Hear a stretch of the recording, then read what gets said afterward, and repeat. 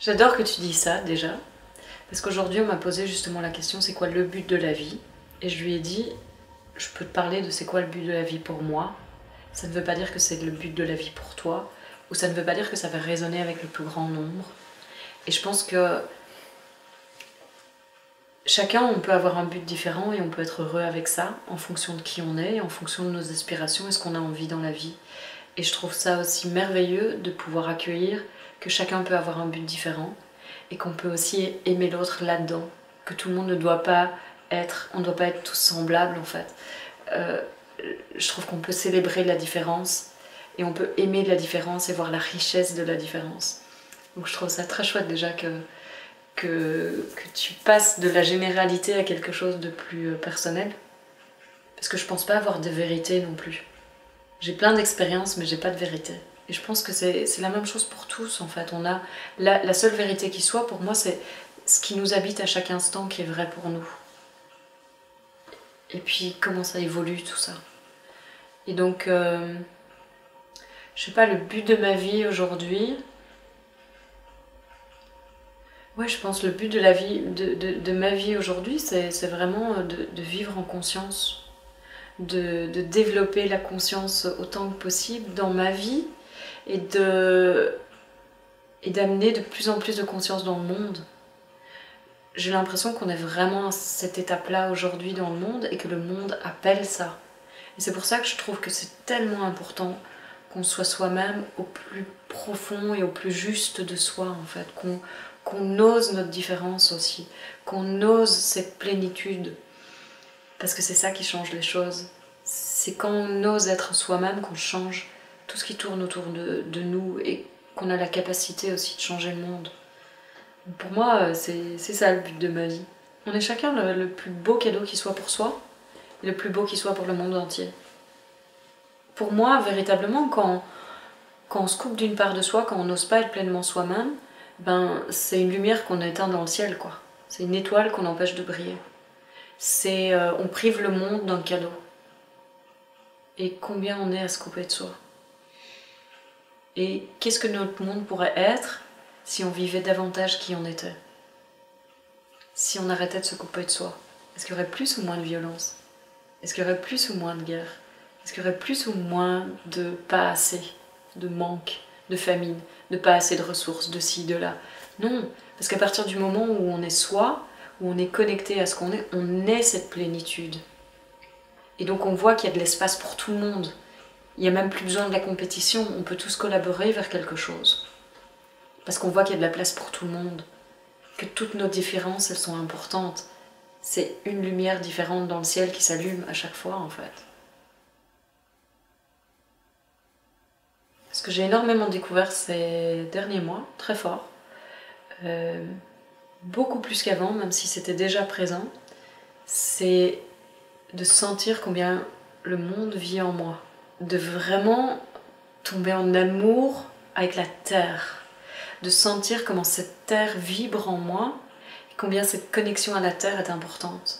Et qu'elle fait partie du tout. Que pour moi, c'est un être à part entière comme tout le reste. Qu'elle a une conscience comme on en a tous. Et qu'on peut se connecter aussi à elle et la prendre en compte dans les décisions qui la concernent. Au lieu de l'abuser en permanence et de la prendre comme un acquis, et comme si elle allait toujours être là, de se mettre à voir qu'elle aussi, elle a des besoins d'une certaine façon, et que si on prend en compte, si on lui pose des questions, par exemple pour construire une maison, est-ce que je construis ma maison là ou là? Est-ce que je peux faire comme ça ou est-ce que je fais plutôt comme ça ou comme ça? On va avoir des réponses, c'est pareil en fait. Personne ne nous a jamais appris à poser de questions. On n'a pas appris à se poser des questions soi-même. Ce qu'on cherche, c'est des réponses.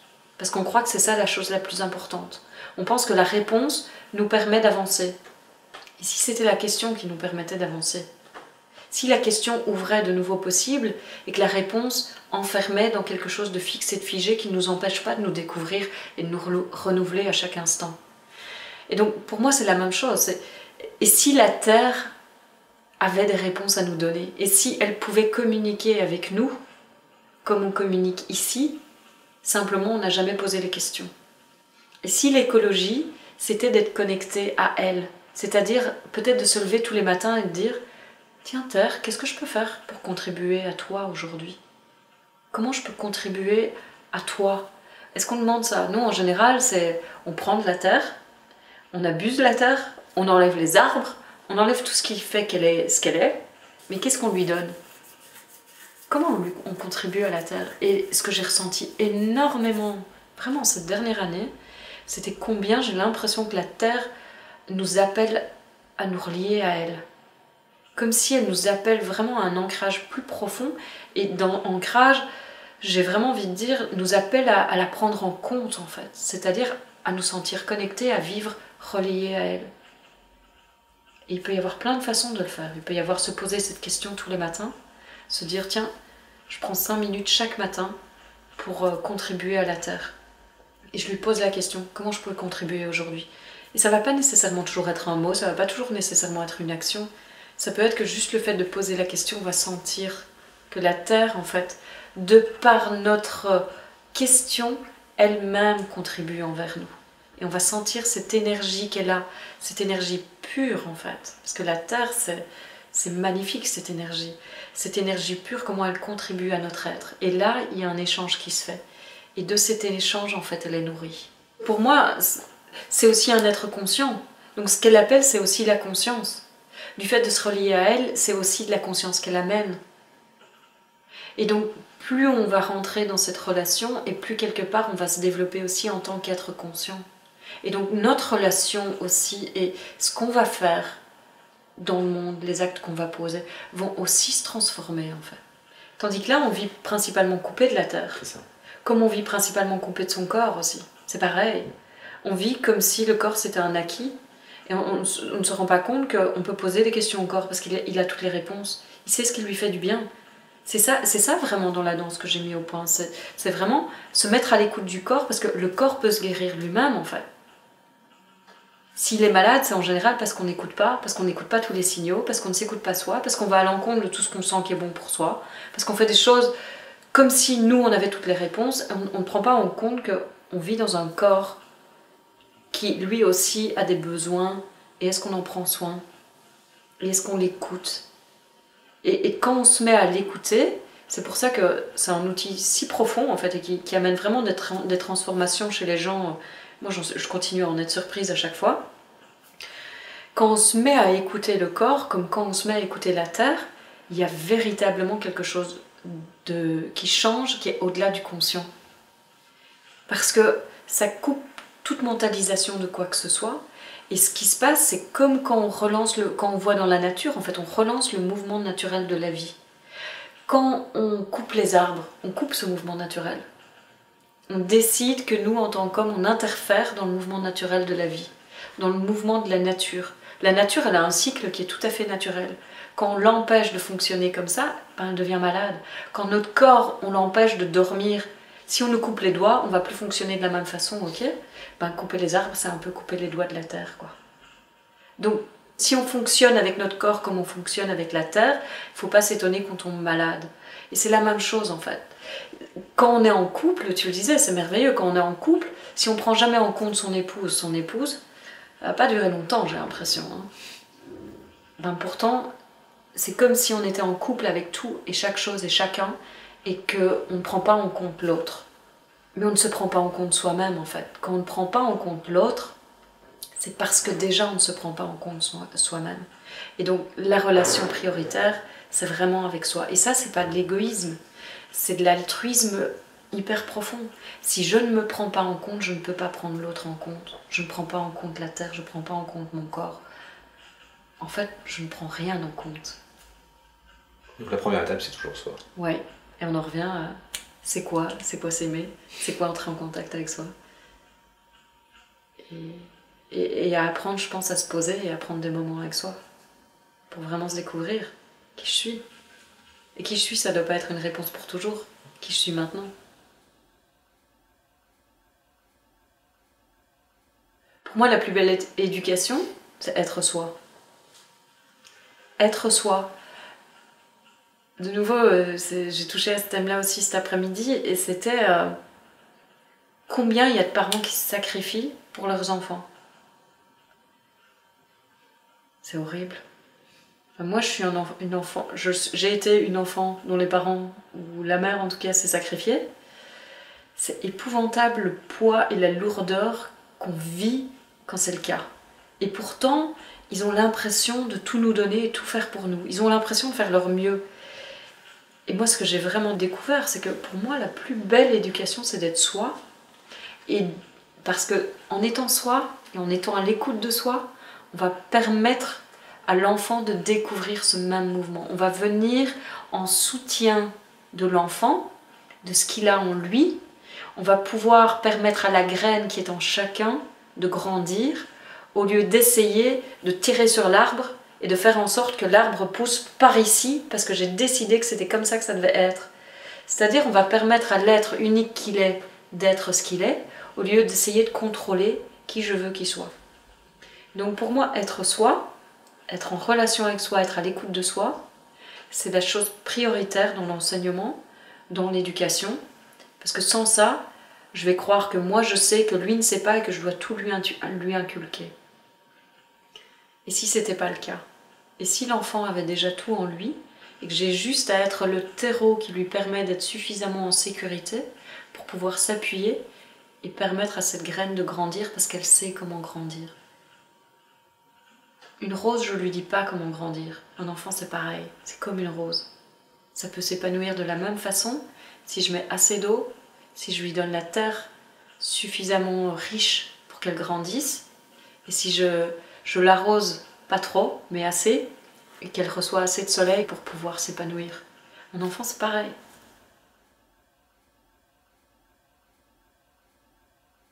Pour moi, le terreau, c'est vraiment, je pense, un enfant, ce dont il a besoin le plus au départ, c'est de sécurité, de sentir la présence. Donc, un parent qui sait être présent, c'est la chose la plus essentielle. Ça peut bouger dans la vie, on peut voyager, on peut ci, on peut là. Si l'enfant découvre dès le plus jeune âge la présence et sent que quand son parent est avec lui, il est avec lui, il est avec lui, pas il est avec lui, il est avec lui, il va découvrir d'emblée, il va se reconnaître en fait, parce que l'enfant est naturellement là-dedans, l'enfant est naturellement présent. Dès qu'il rencontre cette présence, la sécurité s'installe. Et donc, de nouveau, c'est pas une question de quantité ou de ce qu'on fait, c'est une question de comment on le fait et comment on est présent.